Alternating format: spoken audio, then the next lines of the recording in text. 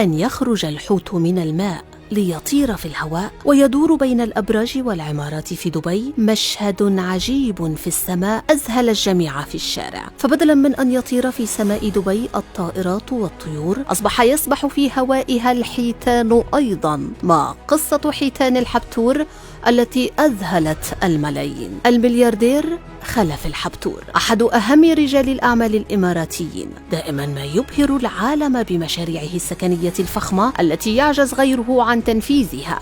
آخرها إطلاق أحد أكبر المباني وأكثرها ابتكارا في العالم، وهو برج الحبتور، والذي أطلقه في موقع متميز بشارع الشيخ زايد على ضفاف قناة دبي المائية، ليكون أحدث مشاريع دبي المليارية. إطلاق الحبتور لمشروعه الضخم رافقه ردود فعل واسعة وإشادات وإعجاب كبير لما يحتويه من تصميمات فريدة ورائعة الجمال. جسد هذا المشروع الإعجاز الهندسي الذي تقوم به دبي بشكل خاص والإمارات بشكل عام، لا سيما في الأبراج المليارية، فهو يعتبر أحد أضخم المباني السكنية على مستوى العالم. المفاجأة أذهلت الجميع، ولكن مع كل هذا الإعجاز الهندسي لأحد أكبر المباني السكنية في العالم، كان هناك شيء آخر لافتا للانتباه، وهو طريقة تقديم الحبتور لمشروعه والإعلان عنه. حيتان في السماء.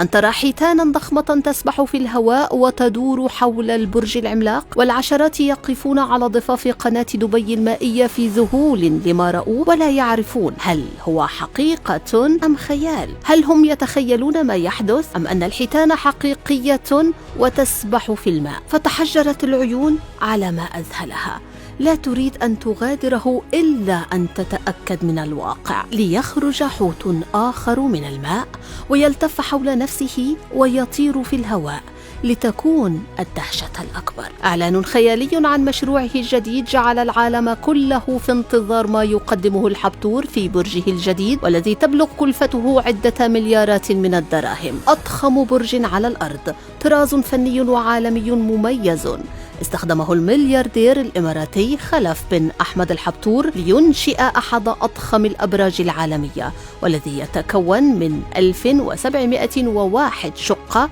على مساحة مبنية تبلغ نحو 3.5 مليون متر مربع، ويتكون من 81 طابقا فوق سطح الأرض. ومن المقرر الانتهاء منه في غضون 36 شهرا، وذلك بحسب الإمارات اليوم، من بين أعلى 50 برجا في العالم. ويصل ارتفاع برجه الذي يبنيه في أحد أهم المناطق في دبي لنحو 350 مترا، ليكون ضمن أعلى 50 برجا على مستوى العالم، والذي يتصدرهم برج خليفة بنحو 800 متر. أنا فخور جدا بأنه سيتم تسليمه بأعلى جودة في وقت قياسي. هكذا كانت تصريحات خلف الحبتور، مؤسس ورئيس مجلس إدارة مجموعة الحبتور، والذي أكد أيضا أنه متحمس لقيادة الركائز الأولى من المشروع، وكذلك الكشف عن بعض التفاصيل الفنية المبتكرة لتقنيات البناء المستخدمة.